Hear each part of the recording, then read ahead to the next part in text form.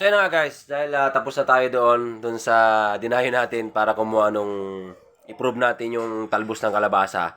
So nandito tayo ngayon, sakto sumasakit yung ngipin ko. So itatry na siya natin ngayon. Ayan na siya guys, oh. Yan, ito na yung guys.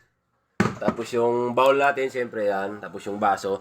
So lalagyan natin ng, sabi kasi ni TikTok, lagyan ng, ano ba yan? Ang hirap. So guys. So lagyan daw natin ng isa't kalahating baso ng tubig. Ayan. Kalahati siya. Ayan. So, ilagay na natin yung sakto sumasakat ang ngipin ko. Talaga. Masubukan natin to kung proven talaga to.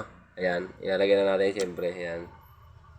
Ayan. Lagyan na natin yung albos. Ayan. So, siyempre, ilagay na natin dun sa apoy. Ayan. Apoy na tayo. Ayan guys. Ayan. So, ilagay na natin. Nakita ko pala dun. Tinanggal niya muna. Wait. Sakaitin ko. So, dumayo pa tayo dun sa bundok para punta lang do. So, pinakulo niya muna pala yon. Sorry. Ayan. So, pinakulo niya muna yung tubig. Tapos, sa kanya ngayon, nilagay yun. Ayan. So, yan guys. So, antayin muna natin siya kumulo pala. So, sana effective siya, no? So, kasi sumasakit yung ngipin ko ngayon. Alam niyo naman, takot ako dun sa bunot-bunot na yan, naman, pagka hospital. Yan. So, takot ako dyan, guys. So, nagtsatsagaan muna tayo. Ayoko naman kasi gamot. Yan. Takot naman ako dun sa laging nagagamot na lang every time sasakit. Tika ng gamot.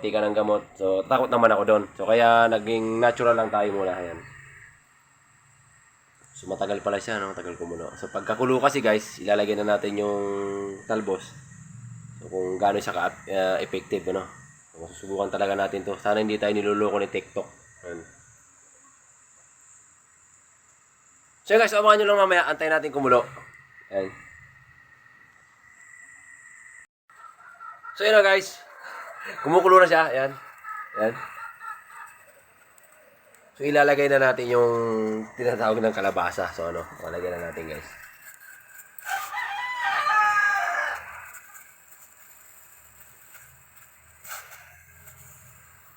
So sabi ni TikTok, so 15 to 10 minutes natin siyang antayin. Pagkatapos doon, pwede na natin siyang imumog doon sa wala ka naman doon sa ano guys, siyempre. Yan. So antayin natin siya kumulo guys. So ayan nga, abangan nyo lang mamaya. So tatry natin kung gaano ka ba tagakabisa to si TikTok talaga, TikTok. Sinabi ko sa iyo TikTok. Ayan, so tatakpan ko lang muna guys. At hindi na siguro. Kasi ang alam ko talaga dito guys, ginugulay ito yung talbos, tapos yung bulaklak, tapos yung may etc pa, yan, ginugulay siya, pero yung gamot sa ngipin, so, tatry ko lang talaga, no? Yan, so, mapansin nyo, nagigreen na yung sabaw niya, guys. So, sana effective to, kasi pag hindi, yan, kagay sa TikTok talaga. So, guys, abangan nyo na lang mamaya, kasi, antay pa natin 10 or 15 minutes pa, so, so, balitaan ko na lang kayo. So yan guys, kung nagustuhan nyo po, pakishare na lang, comment na lang po kayo dyan sa baba, siyempre.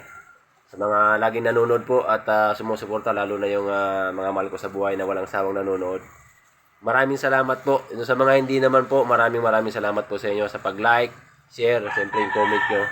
Yan, maraming salamat po. Mabuhay po kayo mga boss! So yan na nga guys, tapos na yung ating experiment, ano. So isasali na natin sa baso. Yan. Ano na sa bato eh.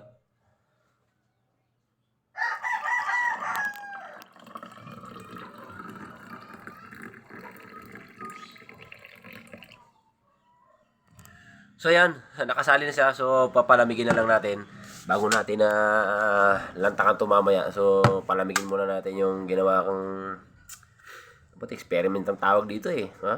Talagang totoo to. So papalamigin na natin, saka natin mumug mamaya. So try natin kung talagang effective. So yan, abangan nyo guys.